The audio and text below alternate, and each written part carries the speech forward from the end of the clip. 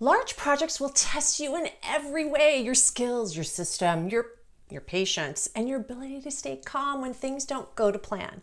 I've spent over 20 years working with project managers across industries, and if there's one thing I know, it's this: surviving large projects isn't about being perfect. It's about being prepared. And in this video, I'm sharing with you 10 hard truths every project manager should know before they take on big projects, high stake projects. These are the things I wish more PMs were told up front, the real world project management truths that help you stay grounded, lead with confidence, and keep the wheels turning when the pressure's on. Let's dive in.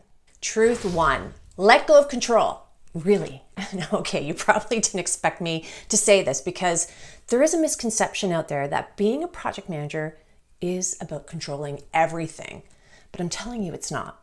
Large projects are too big, too fast moving, and too complex for one person to hold it all. You can't be everywhere, solve everything, and answer every question. And you shouldn't even try to. Yes, I know it's natural. You want to stay on top of every detail. After all, you care deeply about the outcome and you want things done right. But trying to manage everything yourself, that's a one-way ticket to burnout. Now, the good news is letting go doesn't mean losing control. It means focusing your energy where it matters most, keeping people aligned, removing roadblocks, and making sure decisions get made at the right level. Your role as a project manager shifts from doer to enabler. You guide the strategy, support the team, and ensure the work flows smoothly. Now, to do this well, you have to delegate with purpose. You want to assign clear ownership for each work stream or deliverable. You want to communicate roles and expectations up front. You also want to build trust by stepping back and letting people run with their part of the project. And here's the magic. When your team feels trusted, they show up more engaged and they bring issues to you sooner instead of trying to hide them or fix them alone. That keeps the whole project healthier. Now, on a large project, your success is defined by how well you set up your team for their success, not how many tasks you can personally tick off on your list. Let your experts own their piece of the puzzle and stay focused on what you can do, leading the charge, setting the tone, and most importantly, clearing the path. Before we dive into the next truth, if you're serious about leveling up your project management skills, this is what I do best. I've helped thousands of people sharpen their skills, and I've created a free guide that outlines six essential project management basics to ensure success on even the toughest projects. Do you want a copy? Well, grab the link below. Truth 2, effort isn't enough. You need structure. Okay, when you transition from a small to a large project, one of the first things you notice is how quickly things get complicated. It's not just a bigger budget or a longer timeline. Everything multiplies. More people, more tasks, more moving parts, and more dependencies. And with that, more potential for things to go wrong. Now, maybe in the past, on smaller projects, you were able to really work hard on a few checklists and a general sense of what needs to get done. But on larger projects, effort alone won't cut it. You can't just work harder and hope it all comes together. Without a structure, everything starts to feel reactive. You're putting out fires instead of leading with intention. What you need is a strong project framework, something that keeps you grounded as the demands of the project increases, because that will happen. That means you have to use a system. You have to use templates, checklists, and a consistent routine that helps you stay organized, helps you make smart decisions, and keeps your team focused all the way through the project life cycle. This is exactly why I structure the framework of my SLAY project management course around the 5 key phases of a project. No matter how large or small your project or initiative is, the framework helps you know exactly what to do in every order at every stage, and it takes the guesswork out of managing big projects. And it helps you build confidence in how you lead. Once you're following a clear structure, it's all about settling into a solid weekly rhythm. And that includes regular check-ins, document reviews, stakeholder updates. The rhythm keeps the project moving and helps keep you out of constant firefighting mode. So remember, it's not about doing more.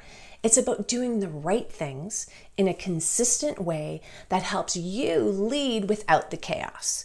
Structure is what turns a stressed out project manager into a strong, steady project leader. Truth 3, stakeholder alignment won't happen by accident. All right, on large project, more people are involved, often from different departments, business units, or even external organizations. And that means way more opportunities for things to go sideways. You are not just managing timelines and deliverables. You are now managing people, politics, and expectations. Strong stakeholder relationships are the backbone of smooth delivery.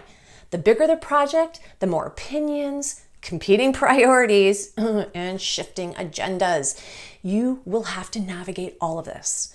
Misalignment isn't always obvious at first, but it has a sneaky way of derailing progress when you least expect it. That's why it's so important to invest time early in setting expectations and building trust. Don't wait until something goes wrong to start managing up. Get clear on who your key stakeholders are, what they care about, and how they want to be engaged. Use a stakeholder map to get organized. It helps you identify who's involved in your project, what their role is, and how much influence they have, and how they prefer to communicate. I want you to think of it as your go-to cheat sheet for managing expectations and keeping everyone in the loop. Then set up a clear communication cadence. This can include weekly status emails for visibility, monthly or bi-monthly check-in calls for higher level alignment, sponsor reviewed, timing around key decisions or milestone completion. And here's the critical part. Alignment isn't a one-time event. You want to revisit alignment anytime there's a major decision, shift in direction, change in scope, or leadership turnover. Don't assume people are still on board just because they said yes 3 months ago. Check in, confirm, and keep the feedback loop open. Well-aligned stakeholders are more likely to support your project, advocate for your team, and help unblock issues when needed. But that only happens when you show up consistently, communicate clearly, and create opportunities for them to stay engaged. I have a video that dives into this. Type in the YouTube search bar, Adriana Girdler, stakeholder engagement. Truth 4, your plan will change. Let it. I wish I could tell you the plan you built at the start of your project will hold steady all the way through. But here's the truth. On large projects, things never go exactly to plan. And that's not a failure. It's just a reality. The key is to approach large projects with the right mindset. Change is inevitable, and your plan needs to be built to flex with it. When I manage a large project, I often spend weeks getting the initial plan right, mapping out those deliverables, sequencing tasks, aligning resources, but I never treat the plan as a final product. It is a living document that evolves based on what actually is happening. Why? Because priorities shift, dependencies change, timelines get squeezed. Your job as a project manager isn't to keep everything locked in. Is to keep everything moving forward in a fluid motion. That means you need to build flexibility into your plan from the start. And here are some ways that you can do that. Include a buffer time where possible. Use milestones as a natural check-in point to reforecast. Expect that you'll need to revisit and revise based on feedback, blockers, or unexpected shifts. You should also consider really holding formal reforecasting sessions, either monthly or at the end of a major phase. So you can pause, assess, and adjust before small issues become big ones, because you don't want that. And when you do update the plan, please communicate those changes clearly and widely. Don't assume people will figure it out on their own. Walk the team through what's changed, why, and what it means for them. The clarity helps everyone stay focused, even when direction shifts. A flexible plan isn't a weak plan, it's a smart, realistic one. And on large projects, it's one of the most valuable tools you have to lead with confidence and calm.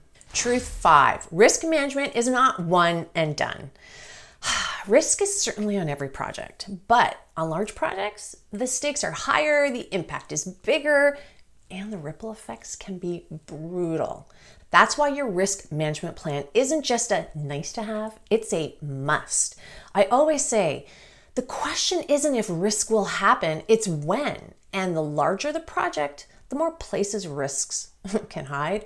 Spending time upfront identifying risks, building contingency plans is like buying insurance for your project. That prep work helps your team respond calmly and quickly when something goes sideways.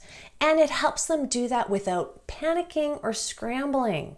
With a strong plan in place, unexpected issues won't derail the entire initiative.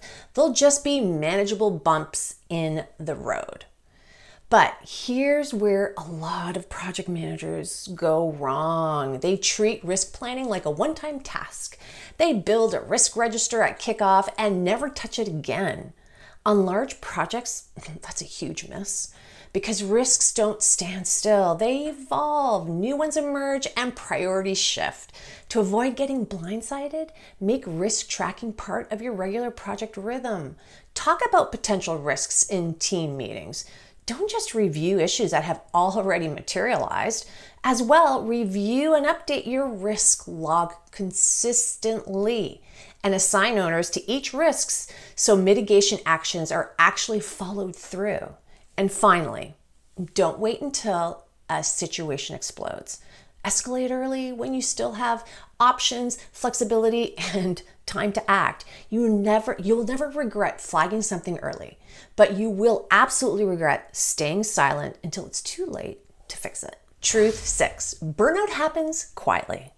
No one puts burnout in the risk register, but it absolutely can derail a project, especially a large one. When time stretches over months or even years, teams can slowly wear down without anyone noticing until morale has tanked and productivity has dropped. Burnout rarely announces itself. It creeps in through missed deadlines, unusually quiet meetings, rising tension, or the general sense that people are just checked out. And here's the tricky part. People can still be delivering while quietly falling apart behind the scenes. That's why it's so important to check in, not just about the work, but how people are actually doing. As a project manager, you set the tone. If you normalize constant urgency, skip breaks, or never celebrate wins, which by the way you should, your team will follow your lead and eventually they will burn out. But if you show that pacing matters and that people's well-being matters, your team will be more engaged and more motivated and more loyal over the long haul.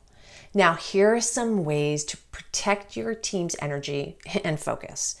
So keep an eye on engagement, not just output.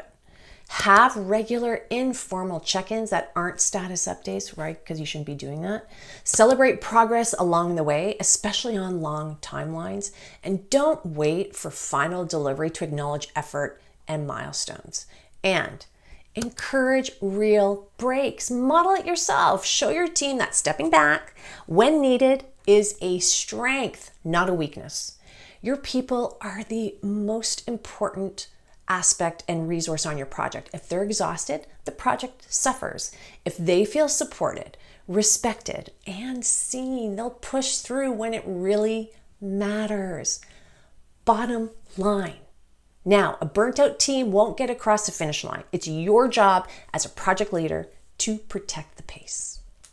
Truth 7, meetings need to earn their place. We've all sat through those meetings that dragged on, go nowhere, and leave everyone wondering why they were invited. On a large project, that kind of time wasting adds up fast, and it drains both momentum and morale. Meetings should exist to solve problems, align people, or make decisions. If they're not doing that, I'm telling you, they're just noise. The bigger the project, the more intentional you need to be with your meeting structure. And here are some suggestions. Number 1, hold daily stand-ups during critical phases to help your core team stay tightly coordinated and address any issues that pop up. 2, have weekly team meetings to resolve issues, get approvals, and review upcoming milestones. And 3, hold monthly steering committee meetings to deal with any high-level risks, strategy decisions, and big picture alignment. Every meeting has to have a clear agenda that is sent out in advance so attendees know what to expect and how to prepare. You want to include the purpose of the meeting, a list of topics, and who owns each discussion item. Time box each section to avoid going off track. Start by reviewing the agenda briefly and then end by confirming next steps, owners, and deadlines. This structure creates predictability and trust, especially from cross-functional teams juggling multiple priorities. Here is a good rule of thumb. If a meeting has no agenda, no decision to make, and no one leading it, cancel it or combine it with something more valuable. People will thank you for giving them time back, and they'll be more engaged in the meetings that do matter. Now, finally, don't be afraid to audit your meeting schedule periodically. Ask, are these meetings still serving a clear purpose? Is the right group of people attending? Well-run meetings are a lifeline on large projects. Ones that are run poorly, well, they're just calendar clutter. So make every meeting count. Truth 8, tailor your communication. One size doesn't fit all. On a large project, communication can make or break your momentum. And one of the biggest mistakes I see, project managers sending the same update to everyone, team members, sponsors, executives, really hoping it covers all the bases, and it doesn't. Each audience has different priorities, pressures, and attention spans. If you want to lead effectively, you need to tailor your message to match. Your project team needs tactical clarity. They want to know things like what's happening this week, what deadlines are coming up, what issues and roadblocks have popped up. Use language they relate to and make it easy for them to take action. Clarity builds accountability. Now, your sponsors, they need reassurance and clear visibility. Now, what they want to know is, they want to know the project is under control. They need to be looped in on big risks before they blow up. Focus on progress towards deliverables, changes in scopes, and anything requiring their input or really their decision. Now, your executives need high-level insight fast. They don't need every detail. They need a summary of what matters, so keep it short, sharp, and strategic. Answer questions like, are we on track? What risks could affect budget, timelines, and reputation? What decisions do they need to weigh in on? Think of it like briefing a CEO. Clarity and confidence matters more than detail. When you communicate this way, targeted and purposeful, you reduce confusion, build trust, and let me tell you, save yourself a ton of time.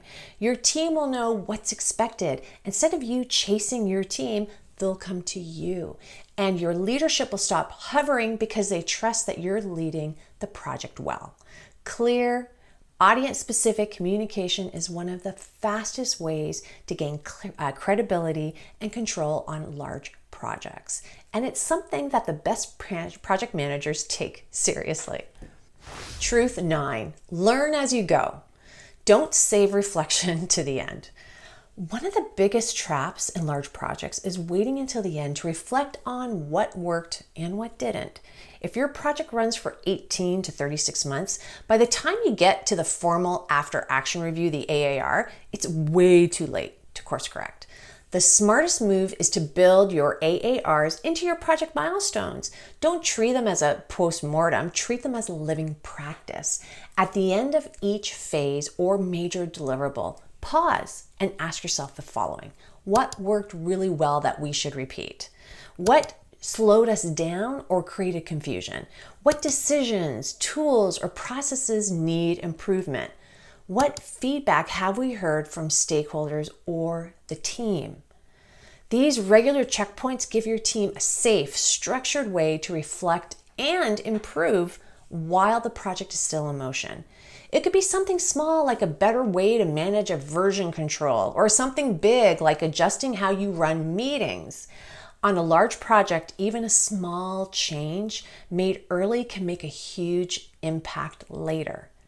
And don't stop at analysis. You need to implement what you learn. So that might mean that you adjust your communication rhythm if people are missing updates, or you revise your WBS or action plan if ownership is unclear. Or you may update your risk strategy if a new pattern is emerging. These mid-project AARs help your team stay sharp, engaged, and proactive. They also show your leadership that you're not just managing the plan, you're improving how the team works together in real time. The bottom line of all this, while learning as you go is key success factor for any large high-stake project. And the sooner you make it a habit, the better your outcomes will be.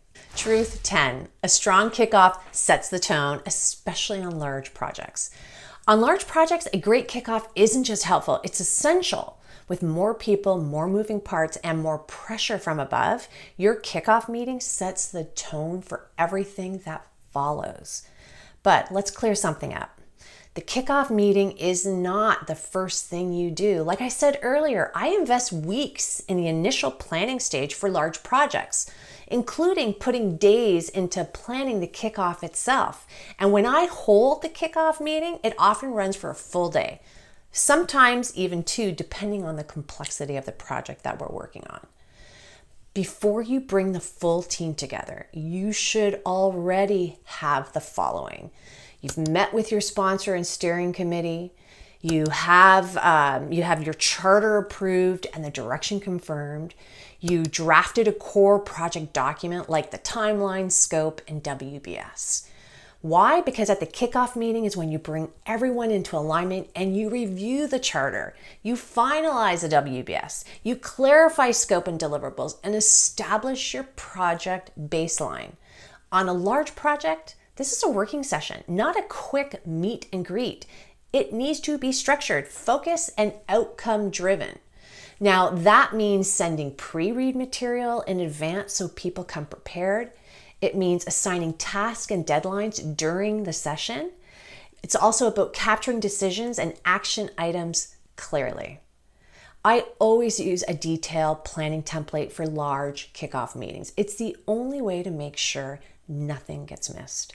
My SLAY project management course includes one that walks you through exactly how to prepare, run, and document a high impact kickoff session. The bottom line, a well-planned kickoff creates clarity, builds confidence, and gets the large project started with everyone pulling in the same direction. So there you have it.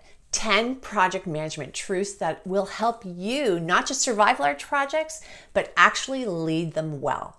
For more on how to ensure all your projects are successful, grab my guide to the 6 basics to keep your projects from failing. You'll find the link below this video. Watch this video next. It's a step-by-step video on the truth behind common project management myths. And if you got your own truth about managing large projects, please share it in the comments. Don't forget to subscribe. And if you found this video helpful, I will be honored if you gave this video a thumbs up. I'll see you at the next video.